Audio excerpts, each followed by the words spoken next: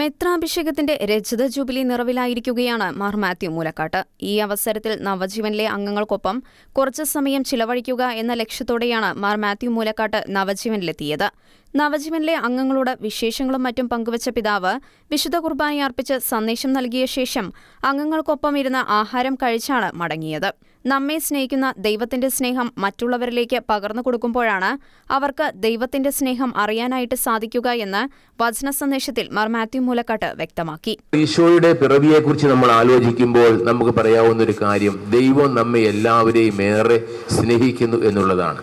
നമ്മുടെ ജീവിതത്തിൽ പലതരത്തിലുള്ള കുറവുകളുണ്ട്, പലതരത്തിലുള്ള പ്രയാസങ്ങളും ബുദ്ധിമുട്ടുകളും രോഗങ്ങളും ഒറ്റപ്പെടലും ഒക്കെ ഉണ്ടാകുന്ന അവസരത്തിൽ നാം ഓർമ്മിക്കേണ്ട ഏറ്റവും വലിയ കാര്യം എന്താണ്?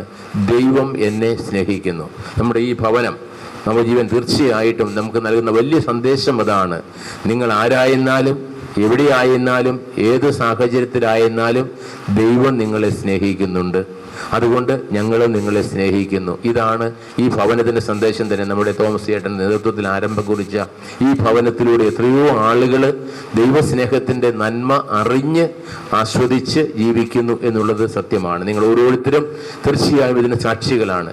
അങ്ങനെ നമ്മളെ സ്നേഹിക്കുന്ന ദൈവത്തിന്റെ സ്നേഹം മറ്റുള്ളവർക്ക് നമ്മൾ പകർന്നു കൊടുക്കുമ്പോഴാണ് അവർക്ക് ദൈവത്തിന്റെ സ്നേഹം അറിയാനായിട്ട് സാധിക്കുന്നത്. നമ്മുടെ കുറവുകളെ കുറിച്ചോ ഇല്ലായ്മകളെ കുറിച്ചോ നമ്മൾ പരാതി പറഞ്ഞിരുന്നുകൊണ്ട് യാതൊരു കാര്യവുമില്ല. ദൈവത്തിന്റെ സ്നേഹമുണ്ടെങ്കിൽ എല്ലാം പൂർണ്ണമാണ്. ദൈവത്തിന്റെ സ്നേഹമില്ലെങ്കിൽ നമ്മുടെ ജീവിതത്തിൽ എന്തെല്ലാം നേടിയാലും യാതൊരു പ്രയോജനവുമില്ല. ആ സ്നേഹം അനുഭവിച്ചുകൊണ്ട് നമ്മൾ ചെയ്യേണ്ടത് മറ്റുള്ളവർക്ക് ഈ സ്നേഹം കൊടുക്കുക എന്നുള്ളതാണ്.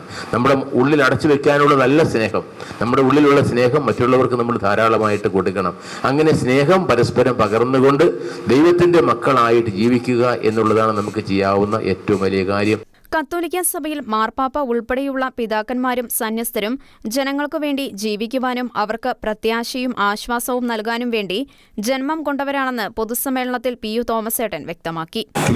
സഭയിലെ ഫ്രാൻസിസ് പാപ്പായും പിതാക്കന്മാരും വൈദികരും സിസ്റ്റേഴ്സും ഒക്കെയും ജനങ്ങൾക്ക് വേണ്ടി ജീവിക്കുവാൻ, ജനങ്ങൾക്ക് ആശ്വാസവും അവർക്ക് പ്രത്യാശയും കൊടുക്കാൻ ജന്മം കൊടുത്തിട്ടുള്ളവരാണ് പരിശുദ്ധ പിതാക്കന്മാരും വൈദികരും സിസ്റ്റേഴ്സും ഒക്കെ. ദൈവവിളിയുള്ളവരും വിശുദ്ധരും സുവിശേഷകരും ലോകാരാധികരും മകൾ വ്യക്തികളും സൽക്കർമ്മികളും സൽസ്വഭാവികളും ധനികരും ധർമ്മിഷ്ഠരും പരിശുദ്ധ പിതാവും പിതാക്കന്മാരും വൈദികരും സിസ്റ്റേഴ്സും ഒക്കെ ജന്മം കൊള്ളുന്നത് അങ്ങനെയുള്ള പിതാക്കന്മാരിൽ നിന്നാണ്.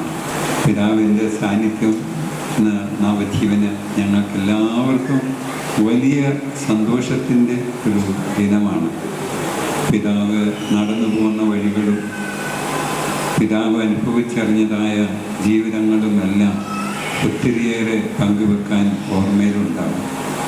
അത്രമാത്രം ശ്രേഷ്ഠമായ ജീവിതത്തിലൂടെയാണ് പിതാവ് ഈ 70-ാമത്തെ വയസ്സിൽ നമുക്കെല്ലാവർക്കും വേണ്ടി ഇന്നും ജീവിച്ചുകൊണ്ടിരിക്കുന്നത്. നവജീവൻ നൽകുന്ന ശുശ്രൂഷ വളരെ വിലപ്പെട്ടതാണെന്നും തോമസ് ഏട്ടൻ സ്വന്തം ചിലവിൽ തുടങ്ങിയ ശുശ്രൂഷ ഇന്ന് ലോകം അംഗീകരിച്ച ഒരു ശുശ്രൂഷയായി തുടരുകയാണെന്നും മാർ മാത്യു മൂലക്കാട്ട് ഷെഗന ന്യൂസിനോട് വെളിപ്പെടുത്തി. നവജീവൻ ചെയ്യുന്ന ശുശ്രൂഷ വളരെ വിലപ്പെട്ടതാണ്. ആരുമില്ലാത്ത അഗതികളായ ആളുകൾക്ക് വേണ്ടി ചെയ്യുന്ന ശുശ്രൂഷ വർഷങ്ങളായിട്ട് ഇവിടെ തുടരുന്നു. മെഡിക്കൽ കോളേജിലെ ഒരു ചെറിയ പ്രവർത്തനമായിട്ട് തോമസ് ചേട്ടൻ സ്വന്തം ചിലവിൽ തുടങ്ങിയ ശുശ്രൂഷയാണ് ഇന്നത് ലോകം അംഗീകരിച്ച ഒരു ശുശ്രൂഷയായിട്ട് തുടരുന്നുണ്ട്. അതുകൊണ്ട് ഇവിടെ വരുന്നതും ഇവിടെയുള്ള ആളുകളുമായിട്ട് കാണുന്നതും അവരുടെ കൂടെ അല്പസമയം ചെലവഴിക്കുന്നതും ഒക്കെ നമുക്കൊരു സന്തോഷം നൽകുന്നൊരു കാര്യമാണ്. വാസ്തവത്തിൽ ദൈവം നമ്മോട് പറഞ്ഞിരിക്കുന്ന ഏറ്റവും വലിയ കാര്യം അതാണല്ലോ, പാവപ്പെട്ടവരോട് കാരുണ്യത്തോടെ പെരുമാറുക എന്നുള്ളതാണല്ലോ. അത് ചെറിയ അടയാളം മാത്രമേ ഉള്ളൂ. അപ്പോൾ മെത്രാഭിഷേകത്തിൻ്റെ രജത ജൂബിലി ആഘോഷിക്കുന്ന അവസരത്തിൽ ഇങ്ങനെ കുറച്ച് സമയം അവർക്ക് വേണ്ടി അവരുടെ കൂടി ആയിരിക്കുക എന്നുള്ളത് സന്തോഷം നൽകുന്നു. അതുകൊണ്ട് അതിൽ പങ്കുചേരുന്നത് മാത്രമേ ഉള്ളൂ. ദൈവത്തിൻ്റെ അനുഗ്രഹം ഇവിടെ എല്ലാവർക്കും ഉണ്ടാകട്ടെ എന്ന് പ്രാർത്ഥിക്കുന്നത്. നവജീവനിലെ ഒരു അംഗം വരച്ച മൂലക്കാട്ട് പിതാവിന്റെ ഒരു ചിത്രം അദ്ദേഹം തന്നെ പിതാവിന് സമ്മാനിക്കുകയും ചെയ്തു. ഷെഗന ന്യൂസ്, കോട്ടയം.